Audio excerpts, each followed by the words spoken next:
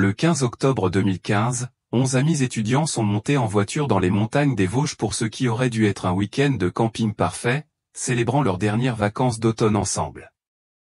Ils ont publié une dernière photo à 21h47. Tous riaient autour d'un feu de camp, leurs visages illuminés par la lumière orangée, les bras enlacés comme s'ils allaient vivre éternellement. Le lundi matin, lorsqu'aucun d'eux ne s'est présenté au cours à l'université de Strasbourg, leurs familles ont commencé à appeler. Leurs voitures ont été retrouvées au départ du sentier de la Roche du Diable. Leur campement a été découvert à 5 km dans la montagne, les tentes encore debout, les sacs de couchage étalés, la nourriture à moitié consommée sur des assiettes en plastique. Mais les 11 amis avaient disparu, envolés dans l'air des montagnes comme de la fumée. Pendant 2 ans, leurs visages ont fixé les passants depuis des affiches de personnes disparues clouées sur chaque arbre le long de la route de montagne. 11 jeunes figés dans le temps, attendant de rentrer chez eux. Puis, en octobre 2017, le chien d'un randonneur a commencé à creuser dans un ravin à 8 km du campement initial et a mis au jour quelque chose qui a fait vomir des enquêteurs chevronnés. Ce que la police a trouvé dans ce ravin n'était pas seulement une preuve de ce qui était arrivé aux amis disparus. C'était la confirmation que quelqu'un chassait des jeunes dans ces montagnes depuis des années, et que les 11 amis étaient tombés sur quelque chose de bien plus terrifiant que de se perdre dans les bois. Antoine Dubois n'avait pas dormi correctement depuis 731 jours. 2 ans et 1 jour depuis qu'Élodie et ses amis ont disparu dans les montagnes des Vosges. 2 ans à sursauter à chaque sonnerie de téléphone, espérant des nouvelles.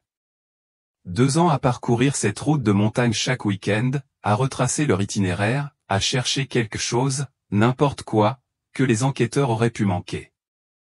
Il était assis à la table de sa cuisine dans sa maison de Gérardmer à 5h47 du matin, fixant la même photo qu'il regardait chaque matin depuis le 17 octobre 2015. La dernière publiée sur l'Instagram d'Élodie. 11 jeunes autour d'un feu de camp, leurs visages brillants dans l'obscurité, les bras autour des épaules les uns des autres. Élodie était au centre, ses cheveux blonds en chignon désordonné, la tête renversée en plein rire. L'horodatage le hantait. 21h47, 3 heures plus tard, selon les registres téléphoniques, les 11 téléphones ont cessé d'émettre des signaux. Comme s'ils avaient tous été éteints au même moment. Le téléphone d'Antoine a vibré sur la table, le faisant sursauter. Numéro inconnu, indicatif de la région Grand Est. Son cœur battait à tout rompre lorsqu'il a répondu. Monsieur Dubois, ici la gendarme Claire Martin de la police régionale. Nous avons besoin de vous à la station de garde forestier de la Schlucht immédiatement. Sa tasse de café filtre lui a glissé des mains, se brisant sur le carrelage. Les avez-vous trouvés, monsieur Dubois? Sa voix était prudente, professionnelle, mais Antoine aperçut quelque chose en dessous, quelque chose qui lui a noué l'estomac. Nous avons trouvé des preuves. Je ne peux pas en discuter par téléphone, mais vous devez venir maintenant. Et Antoine, apportait une photo récente d'Élodie. Une où l'on peut clairement voir tout signe distinctif, cicatrice, tatouage, n'importe quoi d'unique. Le trajet jusqu'à la Schlucht prenait 90 minutes par beau temps. Antoine l'a fait en 65 minutes, sa Peugeot 206 de 2004 hurlant à travers les virages de montagne qu'il avait mémorisés après 2 ans de recherche. La matinée d'octobre était fraîche et claire, la brume s'accrochant aux vallées en contrebas. Les arbres explosaient de rouge et d'or, comme ce week-end-là. Le parking de la station était un chaos, véhicules de la police régionale, voitures de la gendarmerie nationale, une camionnette du coroner et 3 ambulances. Les jambes d'Antoine ont faibli. Des ambulances signifiaient des survivants. Mais la camionnette du coroner. La gendarme Claire Martin l'a rencontrée à la bande de périmètre, une femme dans la cinquantaine, les cheveux gris tirés en arrière, les yeux ayant vu trop de choses. Elle l'a guidée à l'écart de la foule de journalistes déjà réunis, dans un petit bureau sentant le café brûlé et le bois ancien. Asseyez-vous, monsieur Dubois. Dites-moi tout. Elle a sorti une tablette, a glissé jusqu'à une photo. Hier après-midi, le chien d'un randonneur a découvert des restes humains dans un ravin à environ 8 km de l'endroit où le groupe de votre sœur campait. Nous excavons depuis 3 heures du matin. Antoine a fixé la photo aérienne du ravin. Des marqueurs de preuve orange parsemaient le sol comme des feuilles mortes. Tant de marqueurs. Combien? Nous avons trouvé les restes d'au moins 9 individus jusqu'à présent. La voix de Claire était stable, mais ses jointures étaient blanches là où elle serrait la tablette. D'après les vêtements et les effets personnels, nous pensons qu'ils viennent du groupe de votre sœur. 9. Le mot est sorti comme un coup de poing. Ils étaient 11. Je sais. Elle a glissé vers une autre photo, un portefeuille couvert de boue. Nous avons identifié Luc Morel grâce à son permis de conduire. Elle a hésité, puis lui a montré une carte étudiante endommagée par l'eau. Camille Laurent. Les mains d'Antoine tremblaient en touchant l'écran, zoomant sur la photo de Camille. Elle était la colocataire d'Élodie, sa meilleure amie depuis la première année. Elles avaient prévu de voyager à travers l'Europe après leur diplôme. Et Élodie? Nous ne l'avons pas trouvée. Ni Hugo Garnier. Leurs restes ne sont pas dans le ravin. L'espoir et l'effroi se mêlaient dans sa poitrine. Donc il pourrait être. Monsieur Dubois, je dois vous montrer autre chose. Claire a sorti un sac de preuves contenant un petit carnet. Les pages étaient gondolées et tachées. C'était dans la poche de la veste de Luc Morel. Il est endommagé par l'eau, mais nos techniciens ont pu récupérer une partie de l'écriture. Elle a ouvert à une page marquée. Antoine a immédiatement reconnu l'écriture de Luc.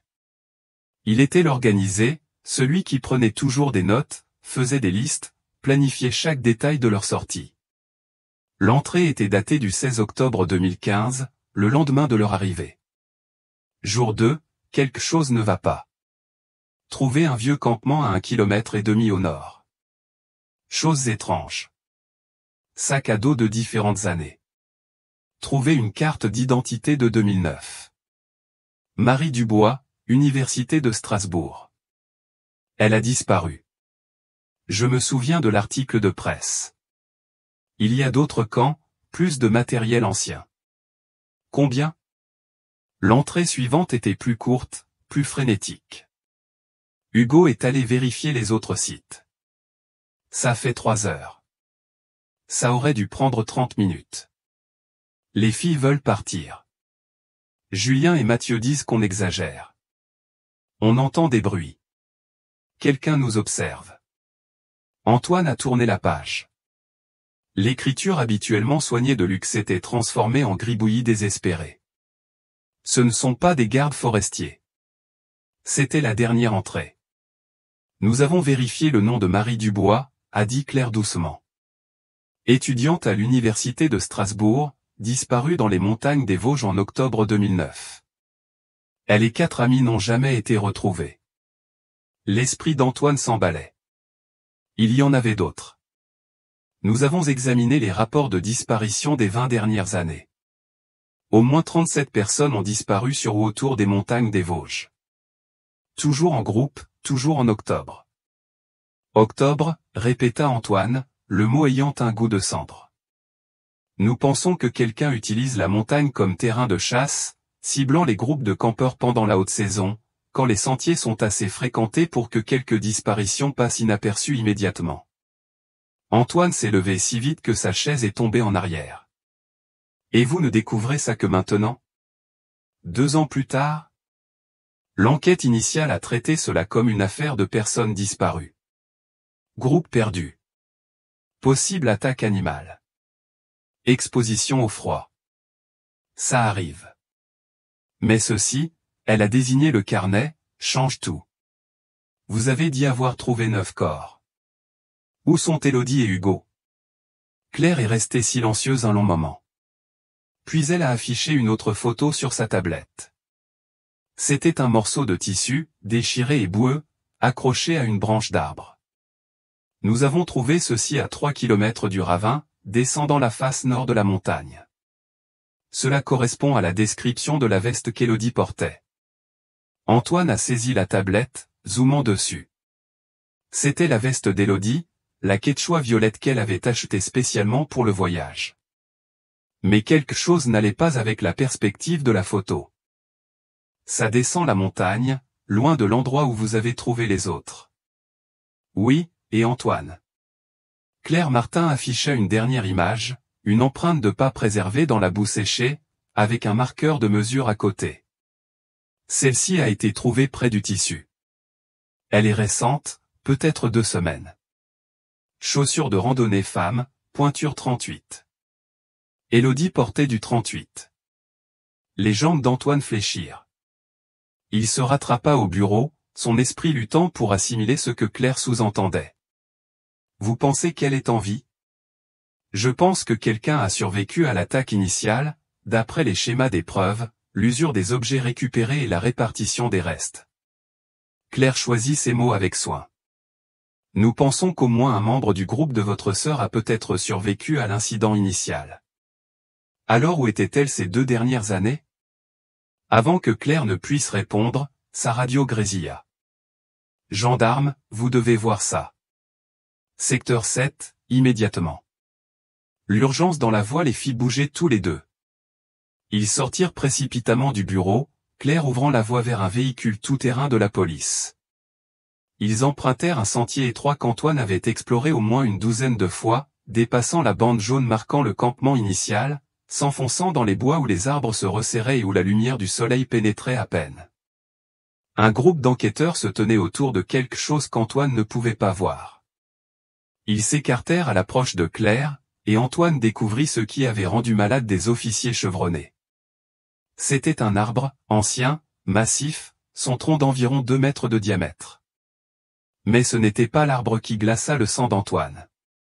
L'arbre était couvert de photographies Polaroid. Des dizaines, peut-être des centaines, protégées des intempéries par des feuilles de plastique transparent clouées à l'écorce. Elles commençaient à environ 2,5 mètres de hauteur et s'enroulaient en spirale autour du tronc, montant aussi loin que le regard d'Antoine pouvait voir. Chaque photo montrait un groupe de jeunes en train de camper, de randonner, assis autour de feux, riant, vivants. Et dans le coin de chaque photo, écrit d'une écriture soignée, des dates, octobre 2003, octobre 2005, octobre 2007. Les yeux d'Antoine suivirent la spirale jusqu'à ce qu'il trouve ce qu'il cherchait et redoutait de voir.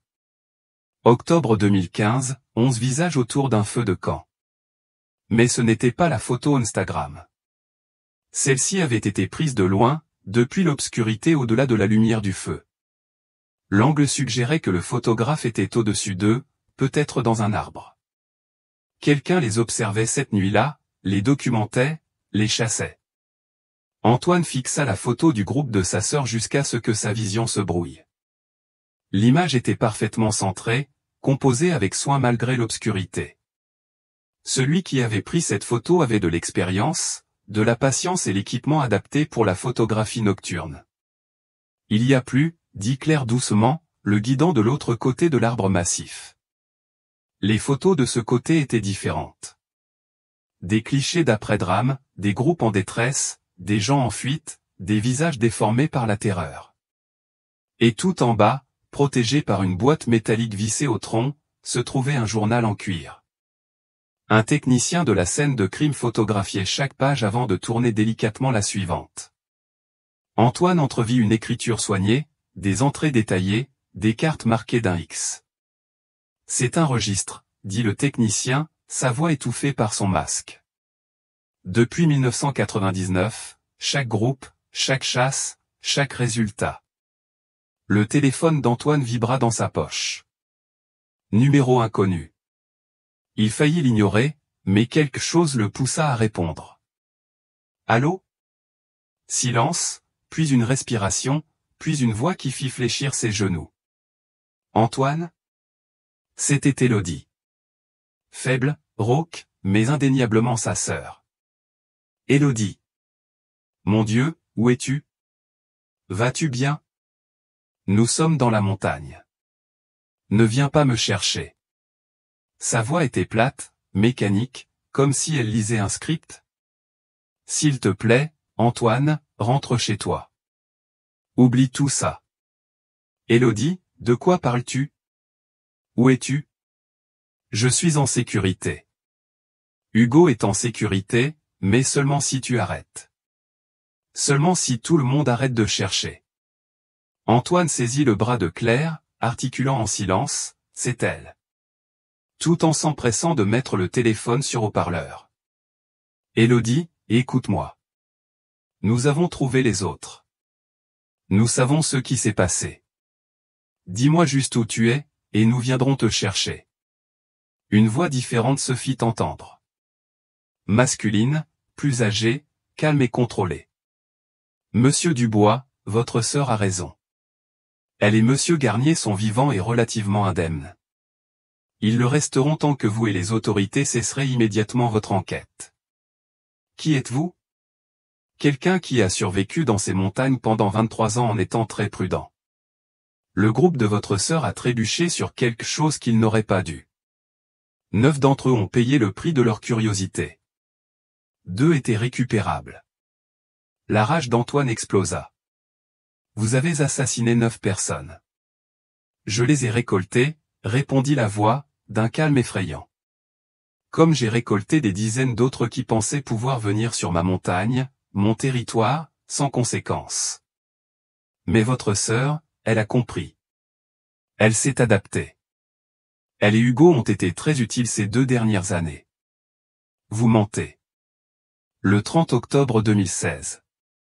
Vous êtes venu dans la montagne seul, vous avez cherché sur le sentier des Gorges du Loup pendant 6 heures.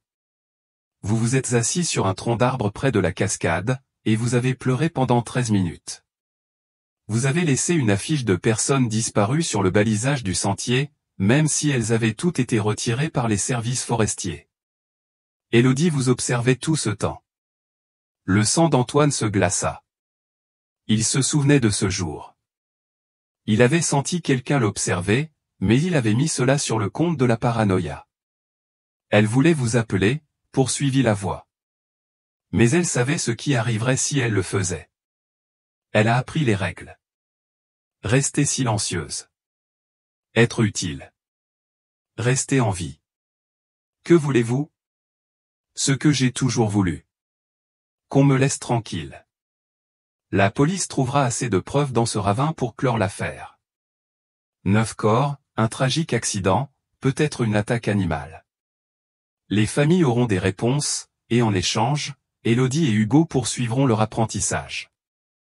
Apprentissage ?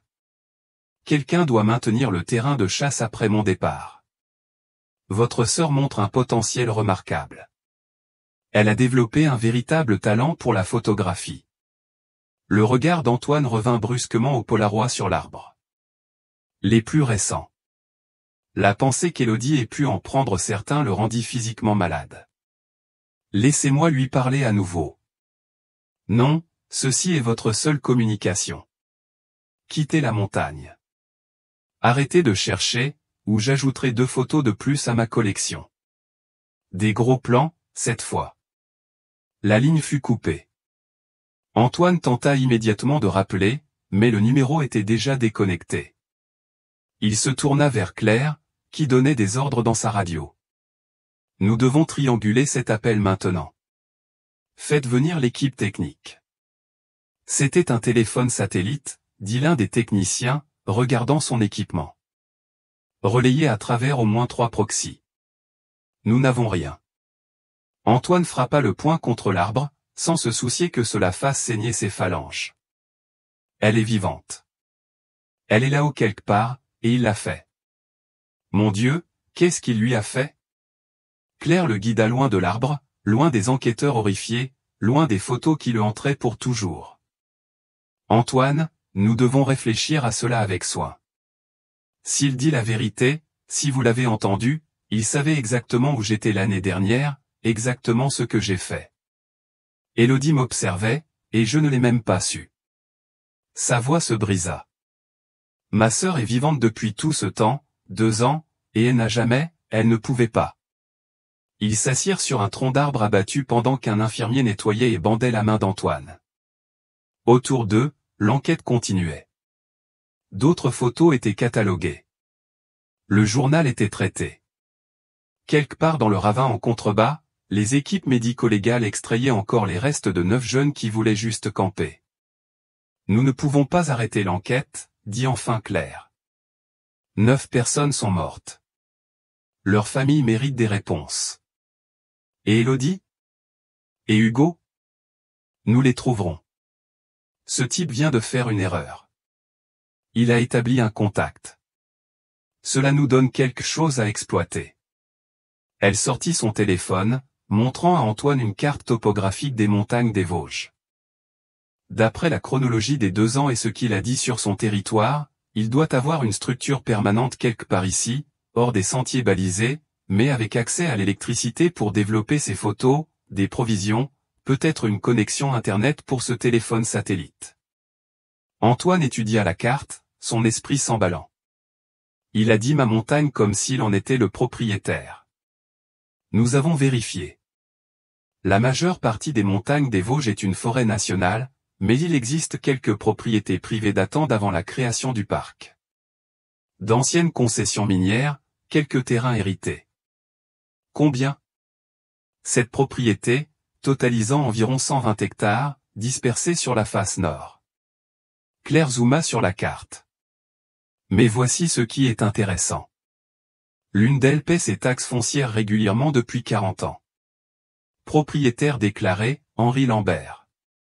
Antoine lut sur l'écran. Qui est-il? Selon les registres, il a hérité du terrain de son père en 1976. 19 hectares, incluant une ancienne exploitation minière. Mais voici le problème. Il n'y a aucune autre trace d'Henri Lambert. Pas de permis de conduire, pas de numéro de sécurité sociale, pas d'acte de naissance. Soit un faux nom, soit quelqu'un qui a été très prudent pour rester hors du système. Claire afficha un autre document. Les taxes foncières sont payées en liquide chaque année. Toujours à temps, toujours le montant exact, envoyé par courrier sans adresse de retour. Un tumulte près de l'arbre aux photos attira leur attention. L'un des enquêteurs appelait Claire, le visage blême.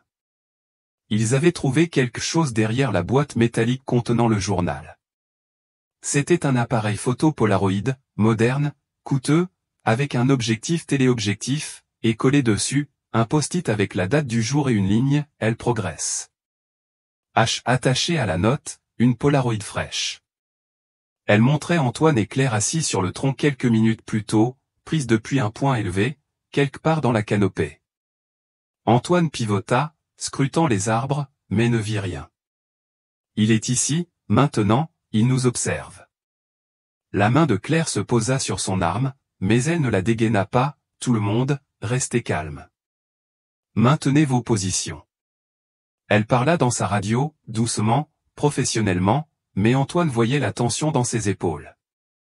Un autre message arriva sur le téléphone d'Antoine. Cette fois, une pièce jointe.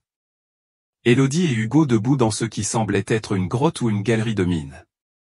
Ils étaient maigres mais vivants, vêtus de vêtements de camping usés. Les cheveux d'Élodie étaient plus longs, négligés. Hugo portait une barbe. Mais ce qui retourna l'estomac d'Antoine, c'étaient leurs expressions.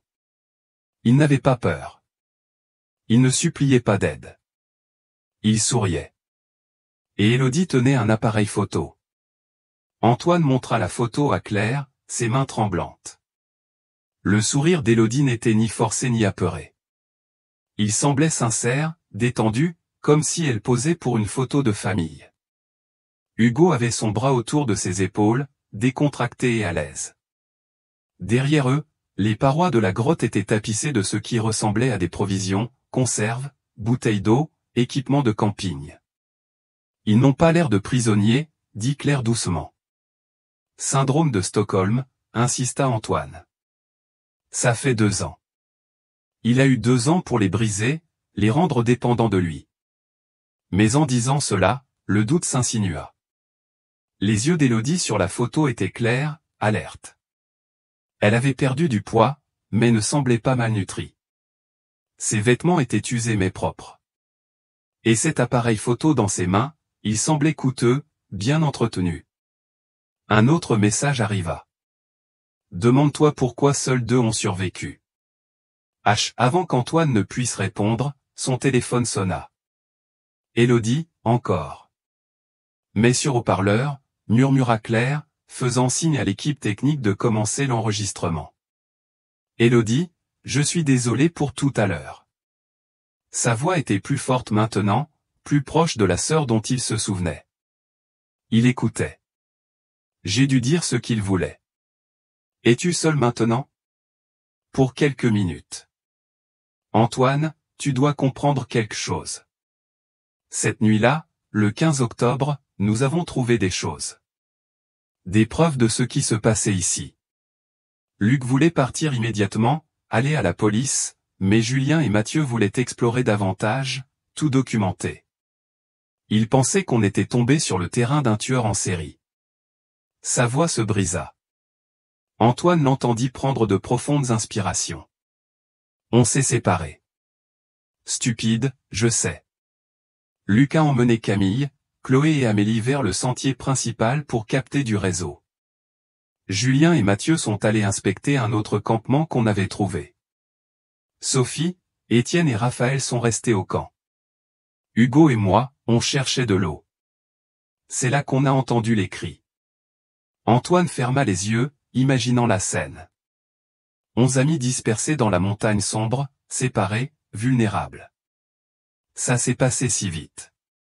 Quand Hugo et moi sommes revenus au camp, Sophie et Étienne avaient disparu. Raphaël rampait vers le feu, sa jambe tordue, en pleurs. Puis cet homme est sorti de l'ombre, plus âgé, peut-être la soixantaine, portant un vieux fusil de chasse. Il a regardé Raphaël, puis nous, et il a dit la chose la plus étrange. Quoi? Il a dit, lequel d'entre vous prend des photos? Les yeux d'Antoine se tournèrent vers les polaroids couvrant l'arbre. Que as-tu répondu? J'étais trop terrifié pour parler, mais Hugo, mon Dieu, Antoine, Hugo m'a sauvé la vie. Il m'a désigné et a dit, c'est elle. Elle étudie la photographie. Elle est vraiment douée. Et c'était vrai. Tu sais, je prends des photos depuis le lycée. J'avais mon appareil avec moi pour le voyage. Élodie, qu'est-il arrivé aux autres? Une longue pause. Quand elle parla de nouveau, sa voix n'était qu'un murmure. Il nous a forcés à choisir. Quoi? Il a dit qu'il n'avait besoin que de 2 personnes. 2 pour apprendre, 2 pour continuer. Les autres étaient en trop. Il nous a forcés, Hugo et moi, à choisir qui vivrait. L'estomac d'Antoine se noie. Non, tu n'aurais pas fait ça. On a refusé. Bien sûr qu'on a refusé. Mais ensuite, il a abattu Raphaël sous nos yeux et il a commencé à marcher vers le groupe de Luc. Il savait exactement où ils étaient, il les suivait. Il nous a donné 10 secondes pour décider, sinon il tuerait tout le monde. Claire écrivait frénétiquement, notant tout autour d'eux. Les autres enquêteurs avaient cessé de travailler, écoutant la confession d'Élodie résonner dans les montagnes. J'ai choisi Hugo, continua Élodie, sa voix se brisant. Et Hugo m'a choisi. Les autres, il les a conduits au ravin, nous a forcés à regarder. Il a dit que si nous détournions les yeux, si nous courions, il nous traquerait comme les autres qu'il avait chassés au fil des ans. Élodie, mon Dieu. Mais voici ce que tu dois comprendre, Antoine. Après que c'était fini, il nous a montré quelque chose. Tout un réseau de grottes reliées à l'ancienne mine de la Bresse. Il y a des gens qui vivent ici, pas seulement lui. D'autres qui ont survécu aux chasses précédentes. Certains sont là depuis des années.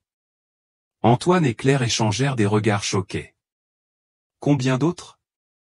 Je ne sais pas exactement. Ils vont et viennent. Certains sont libérés après avoir assez appris. Certains choisissent de rester. Il appelle ça la collection. Des gens qu'il a sauvés de la faiblesse de la société moderne. Enseignés à survivre, à chasser, à apprécier la montagne. Élodie, c'est insensé. C'est un tueur en série. L'est-il? Où est-il autre chose? Antoine, j'ai vu les photos remontant à des décennies, les entrées du journal. Il ne tue pas tout le monde. Il sélectionne. Il préserve. Ceux qui montrent du potentiel, qui démontrent des compétences, qui peuvent s'adapter, ont un choix. Un choix. Il a assassiné 9 personnes. 9 personnes qu'il aurait dénoncées, qui auraient amené la police, les journalistes, les promoteurs. 9 personnes qui auraient détruit ce qu'il a construit ici. Mais Hugo et moi, nous avons compris. Nous nous sommes adaptés. Antoine entendit dans sa voix quelque chose qui le terrifia plus que tout. De la fierté. Tu dois sortir de là. Vous deux. Dis-moi où vous êtes. Je sors, Antoine. Les mots le frappèrent comme de l'eau glacée. Quoi? Je quitte la montagne tout le temps maintenant. La semaine dernière, j'étais à Épinal. Je suis passé juste à côté de toi au supermarché. Tu ne m'as pas reconnu. L'esprit d'Antoine vacilla, essayant de se souvenir de chaque personne croisée au magasin. Ce n'était pas possible. Il aurait reconnu sa propre sœur. Tu mens. Rayon 7. Tu achetais ces baguettes et ce fromage de chèvre que tu aimes. J'étais à 1 mètre, portant une casquette et des lunettes de soleil. Henri avait raison.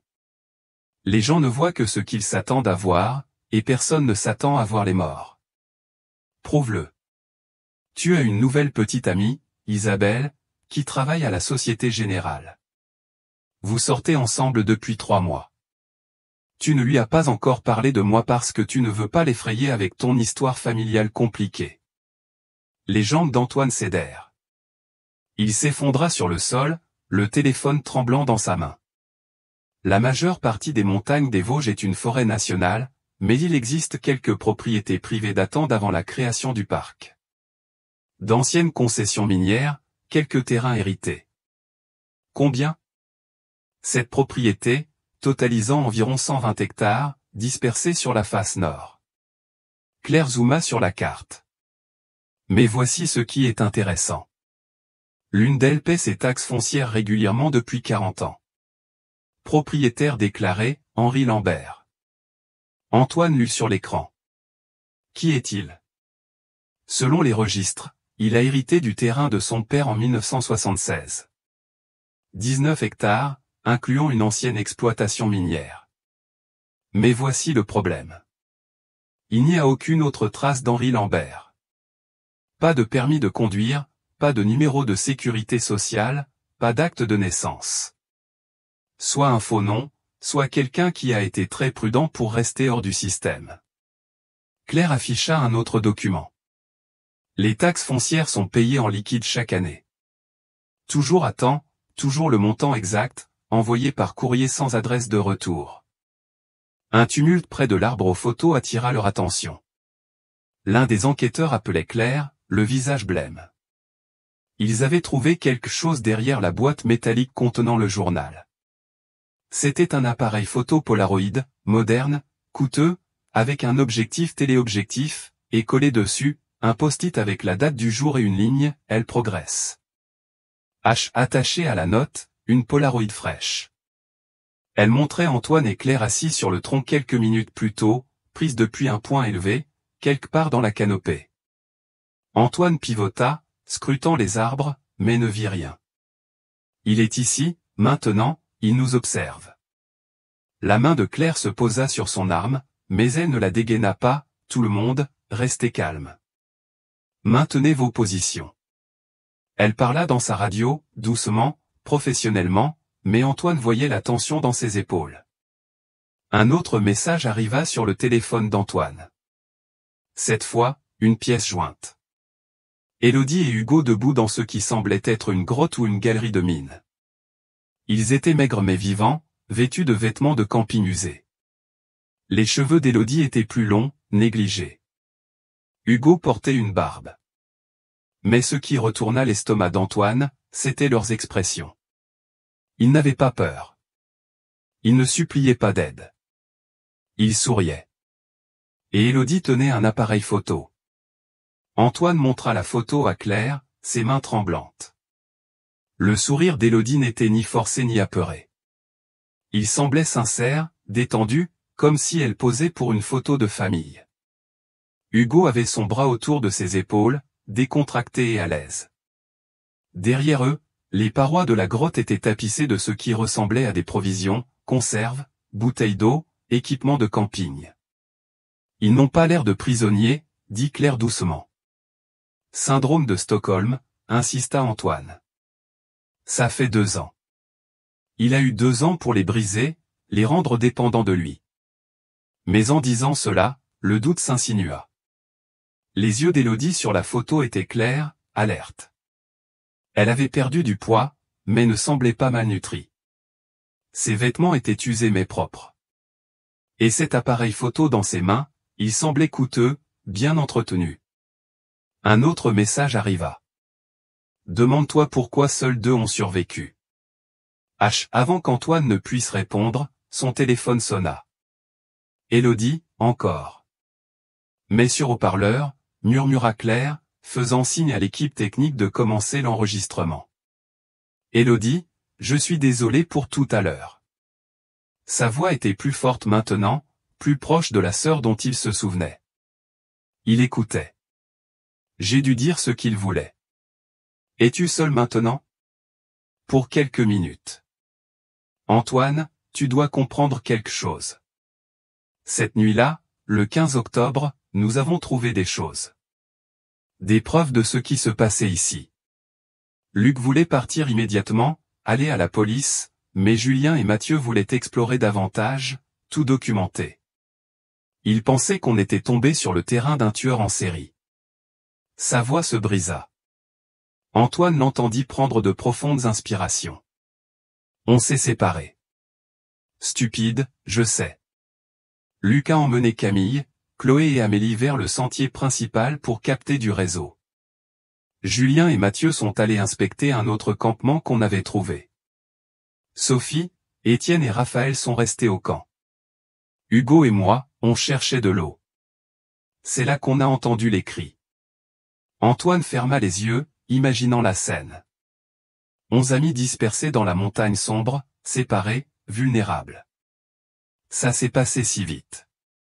Quand Hugo et moi sommes revenus au camp, Sophie et Étienne avaient disparu. Raphaël rampait vers le feu, sa jambe tordue, en pleurs. Puis cet homme est sorti de l'ombre, plus âgé, peut-être la soixantaine, portant un vieux fusil de chasse. Il a regardé Raphaël, puis nous, et il a dit la chose la plus étrange. Quoi? Il a dit, lequel d'entre vous prend des photos? Les yeux d'Antoine se tournèrent vers les polaroids couvrant l'arbre. Que as-tu répondu? J'étais trop terrifié pour parler, mais Hugo, mon Dieu, Antoine, Hugo m'a sauvé la vie. Il m'a désigné et a dit, c'est elle. Elle étudie la photographie. Elle est vraiment douée. Et c'était vrai. Tu sais, je prends des photos depuis le lycée. J'avais mon appareil avec moi pour le voyage. Élodie, qu'est-il arrivé aux autres? Une longue pause. Quand elle parla de nouveau, sa voix n'était qu'un murmure. Il nous a forcés à choisir. Quoi? Il a dit qu'il n'avait besoin que de 2 personnes. 2 pour apprendre, 2 pour continuer. Les autres étaient en trop. Il nous a forcés, Hugo et moi, à choisir qui vivrait. L'estomac d'Antoine se noua. Non, tu n'aurais pas fait ça. On a refusé. Bien sûr qu'on a refusé. Mais ensuite, il a abattu Raphaël sous nos yeux et il a commencé à marcher vers le groupe de Luc. Il savait exactement où ils étaient, il les suivait. Il nous a donné 10 secondes pour décider, sinon il tuerait tout le monde. Claire écrivait frénétiquement, notant tout autour d'eux. Les autres enquêteurs avaient cessé de travailler, écoutant la confession d'Élodie résonner dans les montagnes. J'ai choisi Hugo, continua Élodie, sa voix se brisant. Et Hugo m'a choisi. Les autres, il les a conduits au ravin, nous a forcés à regarder. Il a dit que si nous détournions les yeux, si nous courions, il nous traquerait comme les autres qu'il avait chassés au fil des ans. Élodie, mon Dieu. Mais voici ce que tu dois comprendre, Antoine. Après que c'était fini, il nous a montré quelque chose. Tout un réseau de grottes reliées à l'ancienne mine de la Bresse. Il y a des gens qui vivent ici, pas seulement lui. D'autres qui ont survécu aux chasses précédentes. Certains sont là depuis des années. Antoine et Claire échangèrent des regards choqués. Combien d'autres? Je ne sais pas exactement. Ils vont et viennent. Certains sont libérés après avoir assez appris. Certains choisissent de rester. Il appelle ça la collection. Des gens qu'il a sauvés de la faiblesse de la société moderne. Enseignés à survivre, à chasser, à apprécier la montagne. Élodie, c'est insensé. C'est un tueur en série. L'est-il? Où est-il autre chose? Antoine, j'ai vu les photos remontant à des décennies, les entrées du journal. Il ne tue pas tout le monde. Il sélectionne. Il préserve. Ceux qui montrent du potentiel, qui démontrent des compétences, qui peuvent s'adapter, ont un choix. Un choix. Il a assassiné 9 personnes. 9 personnes qui l'auraient dénoncé, qui auraient amené la police, les journalistes, les promoteurs. 9 personnes qui auraient détruit ce qu'il a construit ici. Mais Hugo et moi, nous avons compris. Nous nous sommes adaptés. Antoine entendit dans sa voix quelque chose qui le terrifia plus que tout. De la fierté. Tu dois sortir de là. Vous deux. Dis-moi où vous êtes. Je sors, Antoine. Les mots le frappèrent comme de l'eau glacée. Quoi? Je quitte la montagne tout le temps maintenant. La semaine dernière, j'étais à Épinal.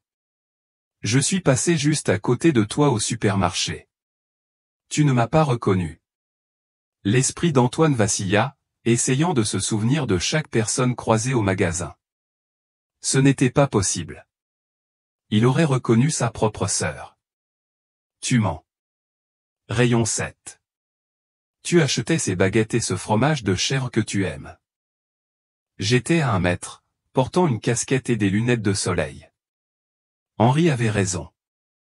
Les gens ne voient que ce qu'ils s'attendent à voir, et personne ne s'attend à voir les morts. Prouve-le. Tu as une nouvelle petite amie, Isabelle, qui travaille à la Société Générale. Vous sortez ensemble depuis 3 mois. Tu ne lui as pas encore parlé de moi parce que tu ne veux pas l'effrayer avec ton histoire familiale compliquée. Les jambes d'Antoine cédèrent. Il s'effondra sur le sol, le téléphone tremblant dans sa main. Le chêne creux était exactement tel qu'Antoine s'en souvenait, dressé à la lisière de la propriété. Il plongea la main dans le trou où leur mère cachait autrefois les cadeaux de Noël, ses doigts trouvant quelque chose de métallique enveloppé dans du plastique. Ce n'était pas seulement une clé. C'était un trousseau de clés, accompagné d'une carte dessinée à la main et d'une note de l'écriture d'Élodie. Antoine, la clé principale ouvre l'entrée de l'ancienne mine à ses coordonnées. Les autres sont pour les chaînes à l'intérieur. Il y a 12 personnes retenues dans les chambres inférieures. Pas des victimes de notre groupe, mais d'autres qui l'entraînent. Henri ne laisse jamais plus de 3 d'entre nous libres à la fois. Les autres sont une assurance. Si l'un s'échappe, les autres meurent. C'est pourquoi je n'ai pas pu partir. C'est pourquoi aucun de nous ne le pouvait. Il surveillera l'entrée principale, mais il y a un conduit de ventilation du côté nord. Tu peux passer. J'en suis sûr. Viens à exactement 21h47. Je m'assurerai qu'Henri soit distrait. Fais-moi confiance, s'il te plaît. PS prend le pistolet dans le bureau de papa. Tu en auras besoin. Antoine vérifia sa montre. 16h15, un peu plus de 5 heures. Il étudia la carte, mémorisant chaque détail, le conduit de ventilation, la disposition des tunnels, la chambre où les autres étaient retenus, et en bas, entouré 3 fois, une pièce marquée Galerie d'Henri. Une autre note à côté, c'est là qu'il garde les trophées et les preuves qui pourraient tous nous sauver. Antoine récupéra le Beretta de son père dans le coffre du bureau, vérifia le chargeur et le glissa dans sa ceinture. Puis il appela Claire. J'ai un moyen d'entrée et un plan. Antoine, quoi que tu penses. Élodie prépare ça depuis des mois. Elle a mis les pièces en place, attendant le bon moment. Elle avait besoin de quelqu'un à l'extérieur en qui elle pouvait avoir confiance. Quelqu'un qui viendrait pour elle, quoi qu'il arrive. Moi.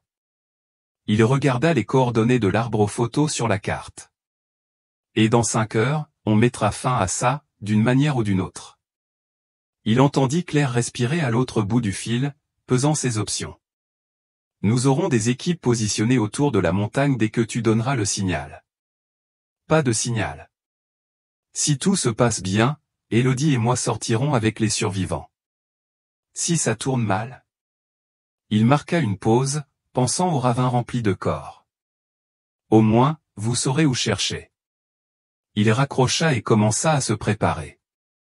5 heures pour sauver sa sœur. 5 heures pour mettre fin à un règne de terreur de 23 ans. 5 heures pour prouver que parfois, le chassé peut devenir le chasseur. Antoine gara sa voiture à 1,5 km des coordonnées fournies par Élodie, parcourant le reste du chemin à pied à travers la forêt dense alors que l'obscurité tombait. Le micro que Claire lui avait donné frottait contre sa poitrine. Le traceur GPS pesait lourd dans sa poche, mais le Beretta à sa ceinture était rassurant. À 21h15, il trouva le conduit de ventilation, une grille rouillée à peine visible parmi les rochers et la broussaille. Comme Élodie l'avait promis, les boulons étaient desserrés. Il pouvait la retirer à la main. Il s'apprêtait à entrer quand son téléphone vibra. Un message d'un numéro inconnu. Changement de plan. Il sait. Et, avant qu'Antoine ne puisse réagir, une voix s'éleva dans l'obscurité derrière lui. Monsieur Dubois, je me demandais quand vous arriveriez. Antoine pivota, la main se dirigeant vers son arme, mais il se figea en voyant la scène devant lui. Henri Lambert se tenait à 3 mètres, tenant un fusil. Il était exactement comme Élodie l'avait décrit, la soixantaine, buriné, avec la force maigre de décennies de vie en montagne. Mais c'était la silhouette agenouillée à ses côtés qui glaça le sang d'Antoine. Hugo Garnier, mains liées, ruban adhésif sur la bouche, un couteau pressé contre sa gorge. Votre sœur pensait qu'elle était maligne, dit Henri, sa voix calme, presque conversationnelle. Laissant des indices, jouant les détectives. Mais je fais ça depuis 23 ans, monsieur Dubois. Je sais quand on me chasse. Où est Élodie? En sécurité, pour l'instant. Sa sécurité dépend entièrement de vous. Henri ajusta sa prise sur le couteau, et Hugo émit un son étouffé de douleur. Sortez votre téléphone, votre arme et ce micro que vous portez. Lentement. Antoine s'exécuta, posant tout sur le sol. Écartez-les d'un coup de pied. Les objets se dispersèrent dans les broussailles. Bien. Maintenant, nous pouvons avoir une conversation honnête. Henri fit un geste avec le fusil. Marchez. Nous allons rendre visite à votre sœur. Ils avancèrent à travers la forêt, Hugo trébuchant devant eux, Henri gardant le fusil pointé sur le dos d'Antoine. L'entrée principale de la mine apparut à travers les arbres, une bouche noire dans le flanc de la montagne, soutenue par des poutres anciennes. Elle vous a parlé de Marie Dubois, dit Henri en marchant. Vous a-t-elle dit toute la vérité? Que Marie dirige maintenant l'un des programmes de thérapie en pleine nature les plus réussis à Lyon? Qu'elle a aidé des dizaines de jeunes en difficulté à se trouver. C'est une tueuse. Elle a évolué. Comme votre sœur a évolué, comme vous êtes sur le point d'évoluer. Ils entrèrent dans la mine, suivant une guirlande de lumière LED accrochée au plafond. Le tunnel descendait, se divisant en plusieurs passages. Henri les guida à gauche, puis à droite, naviguant avec l'assurance de quelqu'un qui connaissait chaque recoin de l'espace. Savez-vous pourquoi je choisis octobre, monsieur Dubois? Antoine resta silencieux. C'est quand la montagne est la plus belle. Quand les feuilles deviennent feu et l'air devient vif. Quand les gens se sentent le plus vivants, le plus connectés à la nature. C'est alors qu'ils sont prêts pour la transformation. Ils débouchèrent dans une grande salle éclairée par des lanternes de camping. Le souffle d'Antoine se coupa. La pièce était remplie de gens, au moins 15, assis sur des meubles de fortune, certains lisant, d'autres préparant à manger sur des réchauds de camping. Ils levèrent les yeux à l'entrée du groupe, et Antoine reconnut des visages des affiches de personnes disparues qu'il avait étudiées au fil des ans.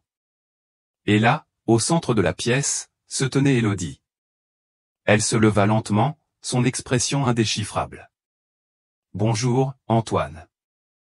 Élodie, qu'est-ce que c'est? C'est la collection, dit Henri, poussant Antoine en avant avec le fusil. Mon œuvre de vie. Pas des victimes, monsieur Dubois. Des élèves, des survivants, la prochaine évolution de l'humanité. L'un des autres, un jeune homme d'accent grave peine 25 ans, s'approcha. C'est lui?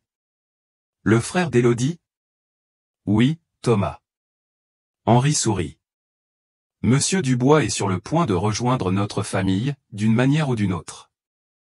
Élodie s'approcha, et Antoine vit le conflit dans ses yeux. Antoine, il y a des choses que tu ne comprends pas, que je ne pouvais pas te dire. Tu disais qu'il retenait des gens prisonniers. Il le fait. Elle désigna plusieurs jeunes assis contre le mur du fond, des chaînes visibles autour de leurs chevilles. Ceux qui apprennent encore, qui résistent encore. Mais les autres d'entre nous sont libres de partir, compléta Henri. Demandez à n'importe qui. Marie est partie. Robert, Patricia, Michel aussi. Ils envoient des lettres. Ils reviennent parfois. Parce que ce qu'ils ont appris ici, ce qu'ils sont devenus ici, les a rendus meilleurs qu'ils ne l'étaient dans votre monde. Vous êtes fou, dit Antoine. Henri rit, un son sec et rauque qui se transforma en tout. Il couvrit sa bouche, et Antoine vit du sang sur sa main quand il la retira. Peut-être, mais je suis aussi mourant. Et avant de partir, je dois m'assurer que mon œuvre continue. Il regarda Élodie. Je pensais que ce serait toi, ma chère. Tu montrais tant de promesses, un talent naturel. Mais ensuite, tu as commencé ta petite rébellion. Le visage d'Élodie resta neutre. Je ne vois pas de quoi vous parlez. Les entrées dans le journal, les indices menant au ravin. Henri secoua la tête, triste. Pensais-tu que je ne remarquerais pas? Je t'observe depuis des mois, te laissant croire que tu étais maligne, me demandant quel était ton but ultime. Il désigna Hugo, toujours à genoux avec le couteau à la gorge. Et puis j'ai compris que tu n'essayais pas de t'échapper. Tu essayais de faire venir ton frère ici. Tu essayais de choisir ton propre successeur. Antoine regarda Élodie, l'horreur montant. Quoi? Il est mourant, Antoine, dit Élodie doucement. Quelqu'un doit prendre la relève. Quelqu'un doit diriger la collection. Et si ce n'est pas quelqu'un qui comprend, qui se soucie de ces gens, ce sera quelqu'un comme Thomas. Le jeune homme qu'Henri avait appelé sourit froidement. Je suis ici depuis 8 ans. J'ai gagné le droit de diriger.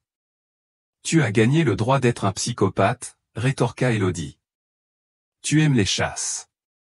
Tu aimes tuer. Et toi, non? Thomas s'approcha d'elle. J'ai vu tes photos, Élodie. La manière dont tu captures leur peur, leur dernier moment. Tu es une artiste. Assez, ordonna Henri. C'est pourquoi nous avons besoin de sang neuf. Une nouvelle perspective. Il regarda Antoine. Votre sœur pense que vous avez ce qu'il faut. Que vous pourriez moderniser notre opération, la rendre viable pour une autre génération. Je ne vais pas vous aider à assassiner des gens. Non. Alors Hugo meurt, puis Élodie, puis vous. Et Thomas prendra la relève, et je garantis que ses méthodes seront bien moins sélectives que les miennes. Henri déplaça le couteau, traçant une fine ligne de sang sur la gorge d'Hugo. Le cri étouffé d'Hugo résonna dans la salle. Arrêtez. Antoine avança, mais Thomas et 2 autres lui barrèrent le chemin. Il y a une autre option, dit Henri. Une vieille tradition, l'épreuve par la chasse. La tête d'Élodie se redressa brusquement. Henri, non. Qu'est-ce que l'épreuve par la chasse, demanda Antoine. Henri sourit. Toi et Thomas dans les bois. Ce soir. Le vainqueur gagne tout, le leadership de la collection, la liberté pour ceux que tu choisis de libérer, le droit de remodeler cette communauté comme tu l'entends. Et si je refuse? Alors je tue Hugo maintenant, je t'enchaîne avec les autres, et je laisse Thomas s'occuper de ta sœur avant que je ne meure, ce qui, vu mon état, pourrait arriver n'importe quand. Antoine regarda Élodie, cherchant un signe, une indication de ce qu'elle voulait qu'il fasse. Elle fit un léger hochement de tête, presque imperceptible. « Quelles sont les règles ?»« Pas de règles, » dit Thomas avec empressement. « Juste la forêt, l'obscurité, et les armes qu'on peut trouver ou fabriquer. Le premier qui revient avec la preuve de la mort de l'autre gagne. »« Antoine, tu n'as pas à faire ça, » dit Élodie, mais ses yeux disaient le contraire. « Si, » répondit Antoine, sans détourner le regard de sa sœur. « Je le dois. » Henri frappa dans ses mains une fois. « Excellent. Thomas, tu as 10 minutes pour te préparer. Monsieur Dubois, pareil. Ensuite, ça commence. » Alors que Thomas allait chercher des provisions, Élodie s'approcha d'Antoine. Elle l'enlaça, et il sentit qu'elle glissait quelque chose dans sa poche. « Le vieux sentier de randonnée, » murmura-t-elle à son oreille. « Celui que papa nous a montré. Tu te souviens. » Avant qu'il ne puisse répondre, elle s'éloigna. « Que le meilleur chasseur gagne, » dit Henri, son rire rauque suivant Antoine alors qu'on l'emmenait se préparer pour une chasse où il serait à la fois prédateur et proie. Antoine eut accès à un stock de matériel, cordes, lampes torches, couteaux de chasse, et équipements de camping de base. En rassemblant les objets, ses doigts trouvèrent ce qu'Élodie avait glissé dans sa poche, une petite boussole et un papier plié. Il le déplia prudemment, le cachant des regards. L'écriture d'Élodie, serrée et urgente. Thomas garde des trophées dans un arbre creux près de la pointe du Corbeau. Il a tué 3 personnes qui ont essayé de partir. Henri ne le sait pas, utilise ça. Antoine rangea la note, son esprit s'emballant. Élodie ne jouait pas seulement un jeu à long terme contre Henri. Elle manœuvrait aussi contre Thomas. Temps écoulé, cria Henri. Ils se rassemblèrent à l'entrée de la mine. Thomas était équipé d'un arc à poulie qu'il entretenait visiblement, plus un grand couteau de chasse. Sa confiance était troublante. Ce n'était pas sa première chasse. Les limites sont la montagne elle-même, annonça Henri à la collection rassemblée. Pas de sortie des Vosges, pas d'aide extérieure. Vous avez jusqu'à l'aube. Si aucun ne revient d'ici là, les 2 perdent, et je choisis mon propre successeur. Thomas sourit à Antoine. Je ferai vite, par respect pour Élodie. Thomas, dit Henri sèchement. Souviens-toi, il s'agit de succession, pas de plaisir. Conduis-toi avec dignité. Bien sûr. Le sourire de Thomas ne vacilla pas, je le fais toujours. Ils furent placés aux extrémités opposées de la clairière de la mine, à environ 50 mètres l'un de l'autre. Henri tira un coup en l'air, et la chasse commença. Thomas disparut immédiatement dans la forêt, se déplaçant avec un silence exercé. Antoine courut dans la direction opposée, écrasant les broussailles, faisant délibérément du bruit. Il voulait que Thomas pense qu'il paniquait, fuyait aveuglément. Le vieux sentier de randonnée mentionné par Élodie était un chemin que leur père leur avait montré des années auparavant, à peine visible, plus utilisé par les cerfs que par les humains. Il menait à une série de grottes connectées à la mine par des passages naturels. Si Antoine pouvait les atteindre. Son téléphone, confisqué plus tôt, avait disparu, mais le micro que Claire lui avait donné avait un émetteur de secours cousu dans la doublure de sa veste. Il émettait encore, bien qu'il n'ait aucun moyen de communiquer. La gendarmerie nationale suivait ses mouvements, l'observant courir à travers la forêt, se demandant probablement ce qui se passait. Une branche craqua derrière lui. Trop près.